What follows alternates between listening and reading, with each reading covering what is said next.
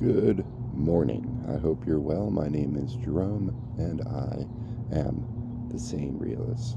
Just got a, hair's all messy, just got an opportunity to watch a beautiful sunrise here in Colorado. It was orange and maroon and salmon. It was just beautiful. So, good morning, all. I hope we're well. Hopefully, I come to you with a message of hopefulness, generally speaking. I find a lot of people, really some of my favorite people that I listen to on the internet actually are sending us message. It's kind of a dark message.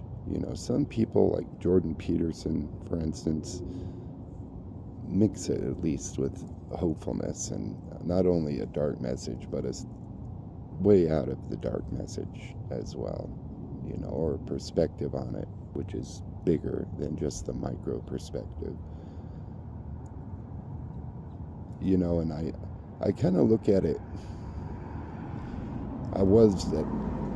and I still am actually looking at it.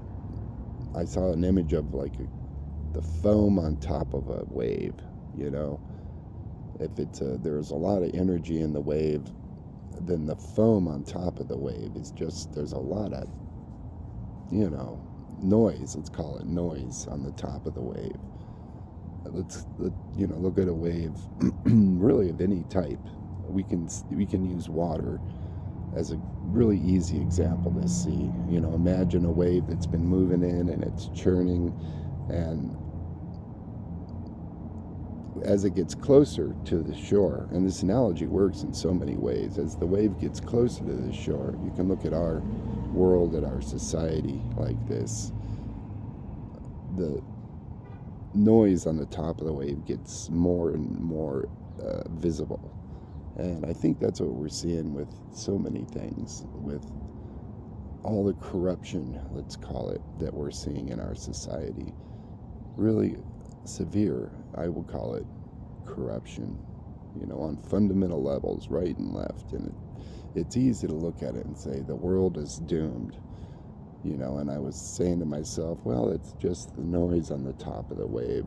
Everything under that little, very visible part is still fundamentally okay. And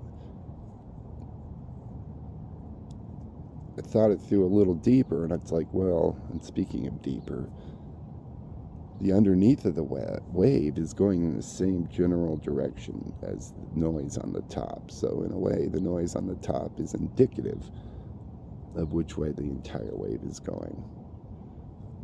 And how do you can't change the direction of a wave. Once it's moving, that's it. It cannot maintain a wave-like form very well if it's changed. And especially if it needs to be changed in the pretty much opposite direction. The only thing that can happen is it needs to hit something solid, and then it boom, and then back out in the opposite direction. So what's that solid thing that it's going to hit? How can it hit it?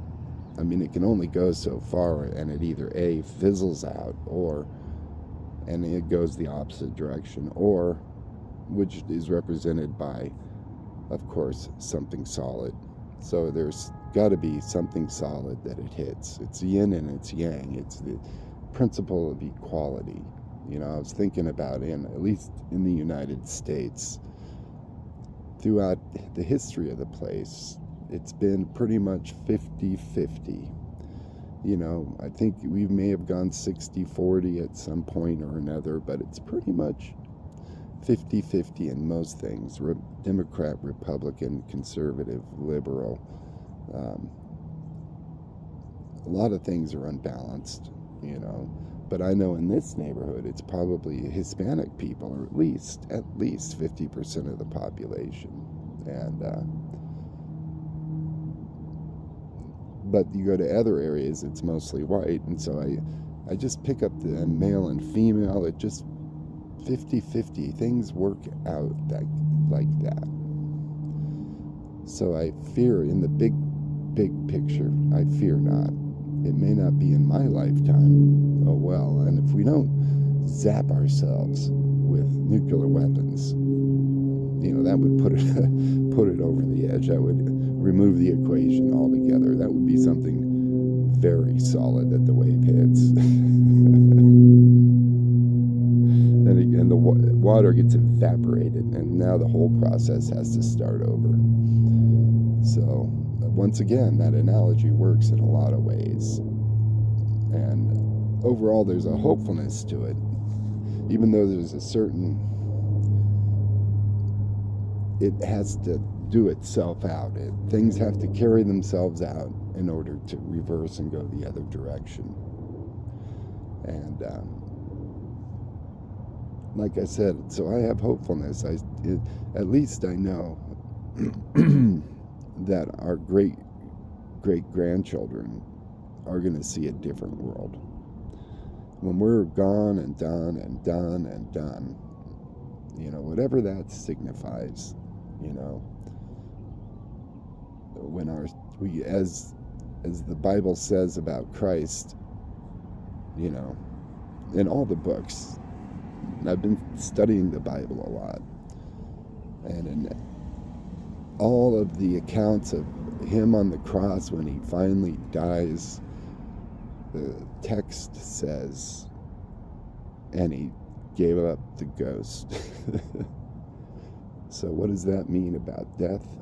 It's just he gave up the ghost. It's like done. Perhaps. I don't really know.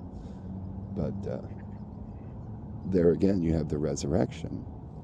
So what to believe, huh? I know that ultimately I believe that I haven't studied enough to figure out what happens. What does the Bible say happens to your consciousness, your being, after you die? Is it just done? And what is it? So I need to learn that. And with that, I guess we'll close today's theoretical argument, laying out a theory. And my name is Jerome, and I am the Sane Realist.